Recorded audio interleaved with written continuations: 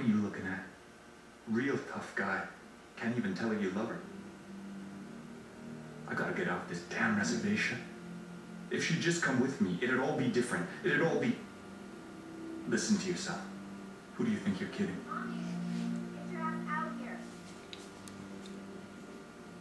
Salut à tous, bienvenue chez Runout pour un nouveau rétro gaming à papa.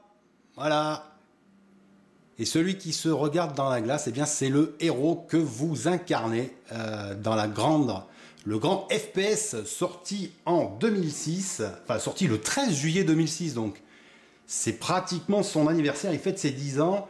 Donc ce FPS développé par Human Head et distribué par 2K Games. Voilà, Human Head, boîte américaine en 97 qui développait des jeux vidéo et des jeux de rôle. Voilà, moi je l'ai connu cette boîte grâce à mon premier jeu PC qui était Rune. Voilà, excellent jeu PC.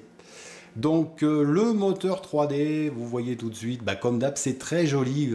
Je vous présente toujours des jolis jeux hein, sur Retro Gaming à papa, même si c'est du rétro, ça a 10 ans.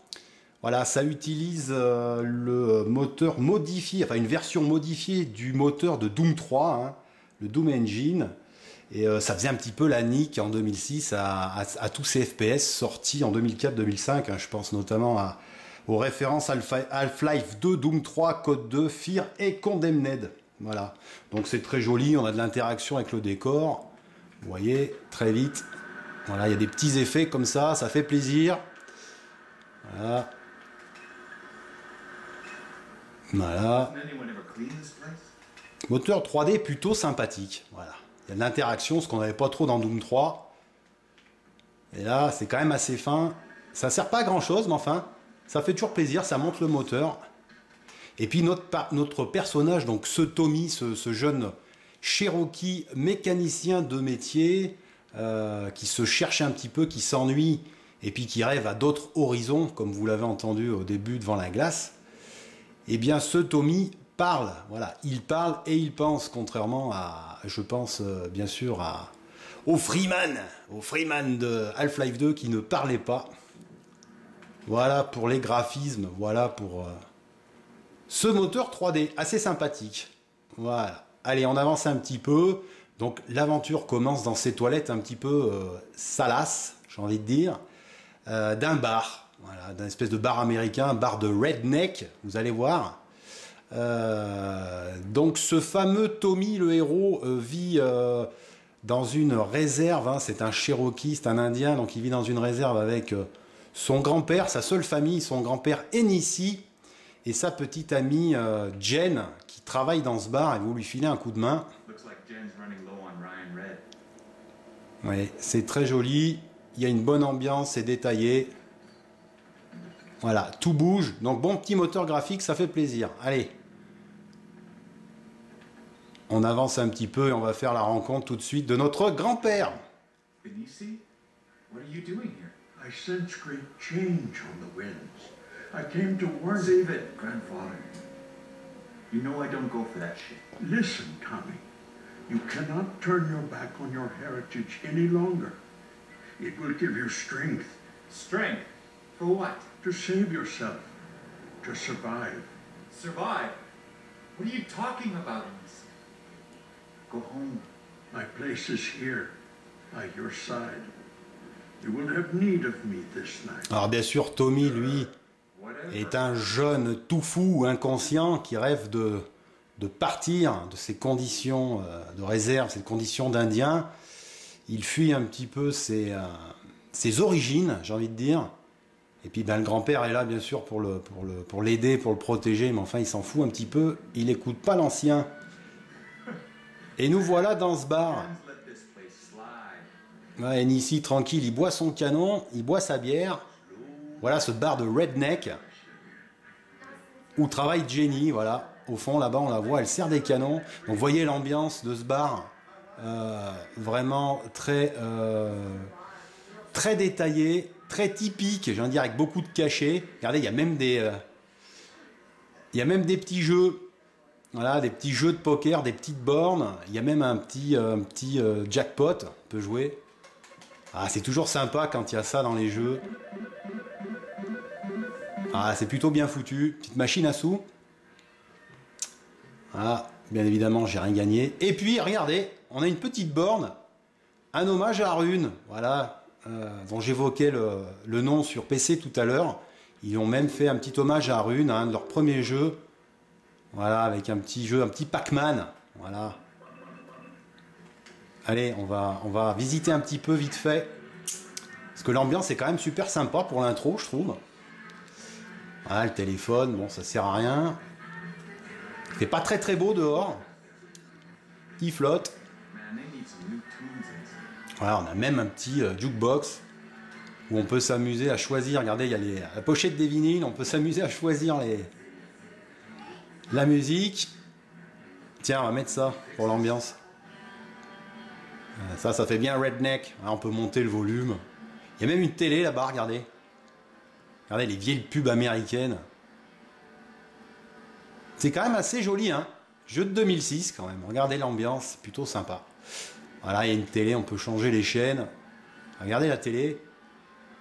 Voilà. Et puis ces deux motards là qui boivent leur bière. Donc on va aller voir Jenny qui nous appelle. What's up, babe? Did you come in here for a drink? Or to dump your dirty tools Ça commence, on se fait engueuler par notre gonzesse. Sorry, babe. On a laissé traîner notre clé à molette. Hey, cleans with Ray. How about a couple more beers over here? Girl. Come away with me. Donc voilà pour cette introduction, ce décor de bar américain avec ces Indiens, cette introduction sur ces personnages et leur culture, leur histoire. Moi je trouve ça vraiment bien amené, c'est vraiment très sympa. Do you think you're saving me by taking me away? I'm Cherokee, Tom. Just like you. You should be proud of that. Look, I know the tribe's important to you. It's just... It's never meant anything to me. Hey, Pocahontas, let's have two more cokes. Elle n'a pas trop envie de partir avec nous, trop attachée à sa famille, à ses origines. Bon, et puis on a nos deux cow-boys là, nos deux motards qui commencent à un petit peu être sous et à emmerder notre Jen. Voilà, d'ailleurs le grand-père, le papy va s'énerver. Moi aussi, vu que je suis un peu jeune et un peu sanguin, je vais vite m'énerver. Et là, ça va être la baston. Voilà, puisqu'ils ont manqué de respect à ma gonzesse. Voilà, on commence déjà à mettre des coups. Et ça, c'est bien sympa, voilà. Fais moins les malins, les gars, là. Les bikers. What the hell? Et là, le jeu commence à réellement... On va s'approcher de la télé. Voilà, programme, changement de programme. Des informations. Voilà, plusieurs machines volantes Cymer ont été repérées au-dessus de l'Amérique du Nord. Donc voilà, ça fait penser un petit peu à Signe, pour ceux qui l'ont vu, le film de Shyamalan avec Mel Gibson. Voilà, écoutez-moi cette musique pour l'intro, le jukebox se met en marche. Je vous laisse écouter et apprécier. Là, ça commence à vraiment être le bordel. Le toit est en train de se désagréger et voilà, arrive un vaisseau extraterrestre qui commence à tout embarquer par le toit.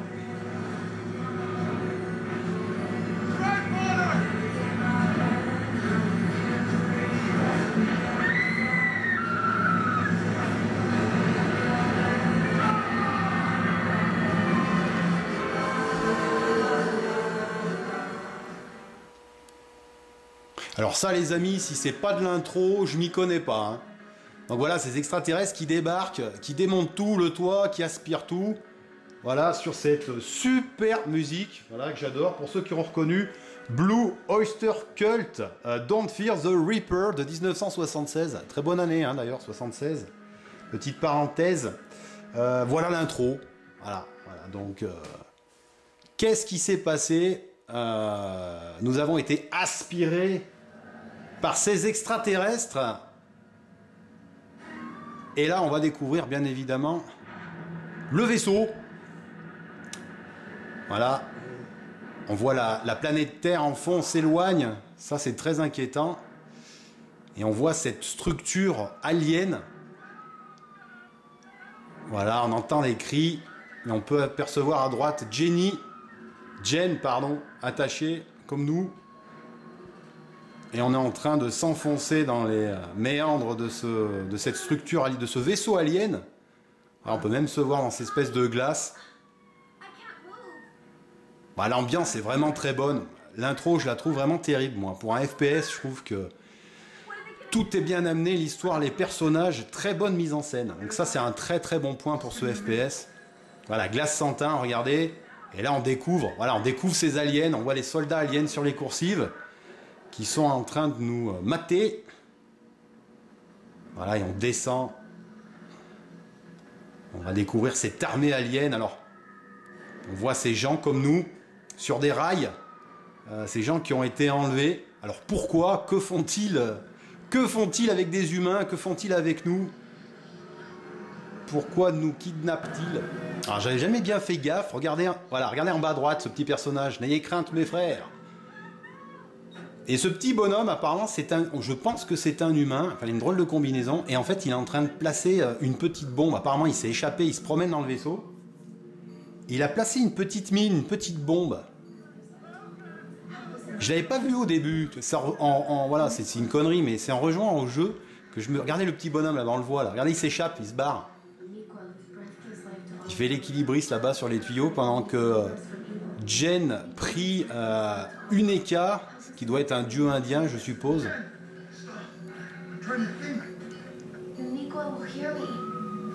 Mais bon, Tommy, lui, j'ai l'impression qu'il croit pas trop aux esprits indiens. Crois pas en tout ça, Tommy. Donc voilà la mine qui explose. Voilà, belle explosion. Et bien évidemment, voilà, ça va casser un petit peu le chemin, le rail où on était. Ça nous libère, quoi, en fait. Hein. Donc on tombe dans cette espèce de bas-fond. Regardez, je vais mettre le briquet, regardez le zippo. C'est très joli, voilà. Cette espèce de paroi viscérale, organique qui suinte. Ah, ça commence vraiment bien, voilà, avec le métal qu'on retrouve un petit peu comme dans Doom 3, puisqu'on est dans un vaisseau, hein, bien sûr. C'est de la science-fiction. Donc, ben, on commence, on a notre clé à molette. Hein, donc, un gros coup avec la gâchette gauche et plusieurs petits coups avec la gâchette droite. Ouais, c'est bien dégueulasse, je vous dis pas à quoi ça me fait penser. Voilà, et puis bien sûr, on va attaquer par un petit tuto, comme dans tous les FPS, en théorie. Et on tombe sur notre première petite créature, donc c'est des charognards, hein, cette espèce de petite créature qui vit dans les bas-fonds du vaisseau. Ah, c'est bien dégueu. Le jeu est bien gore. On va aller mettre des coups de clé à molette, donc ces charognards qui doivent se nourrir un petit peu des cadavres qui tombent à droite et à gauche. Là, regardez, il y a même un pauvre malheureux en slip, bichette, qui apparemment a très mal supporté le voyage. On va le laisser tranquille. Allez, on va avancer un petit peu. Donc voilà ces charognards, hein, petites créatures du début, qui se nourrissent un peu de ce qu'ils trouvent. Voilà un écran, ces petits écrans aliens, technologie alien. Bon, bien sûr qu'ils font penser à Doom. Hein.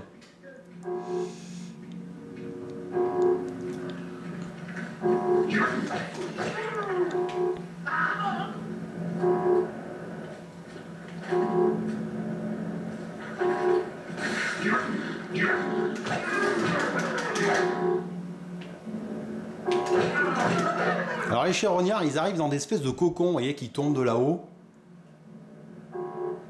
Voilà, regardez, ça suinte, c'est magnifique. Ils arrivent dans des œufs, dans des cocons, donc voilà. Bon, ils sont vite tués, hein. Voilà. Et puis on va arriver devant une des premières, envie de dire, un des premiers trucs sympas de ce FPS. Voilà, qui bien sûr fait penser à Portal, hein, dans Half-Life. C'est espèce de portail. Voilà. Et on passe d'un monde à l'autre dans ces portails. Ça, c'est technologie alien. apparemment. Donc on va vite voir qu'ils sont bien équipés, qu'ils ont vraiment un temps d'avance sur nous, ces aliens. Donc vous voyez, c'est très immersif, hein, les couloirs. Voilà, et puis, voilà. Alors là, on est complètement chamboulé, en fait. Hein, voilà, alors on ne sait pas si... voilà, on va passer les humains avec les soldats. On ne sait pas qui c'est qui est à l'endroit, qui c'est qui est à l'envers. Hein. Voilà, on est vraiment tout chamboulé. Alors on va avancer un petit peu.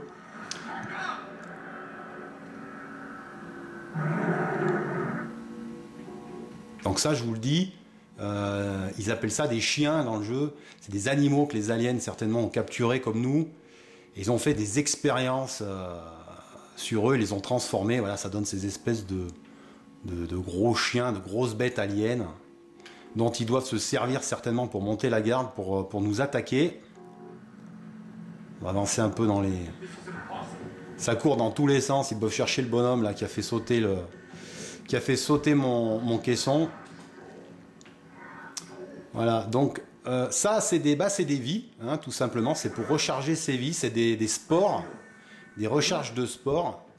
Donc là c'est des petites, hein, ça recharge un petit peu la vie. La vie on la voit en bas à gauche, on voit la silhouette de notre personnage en rouge.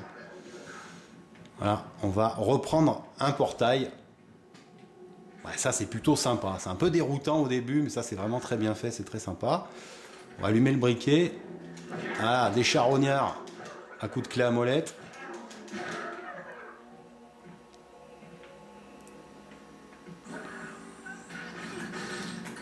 Voilà, et là on tombe directement. Et là on s'aperçoit un peu tragiquement qu'est-ce qu'ils font avec les humains. Voilà, ils les empalent, ils leur pompent le sang, ils en font de la purée. Alors pourquoi ils font ça avec nous? Ouais, c'est vraiment bien crade.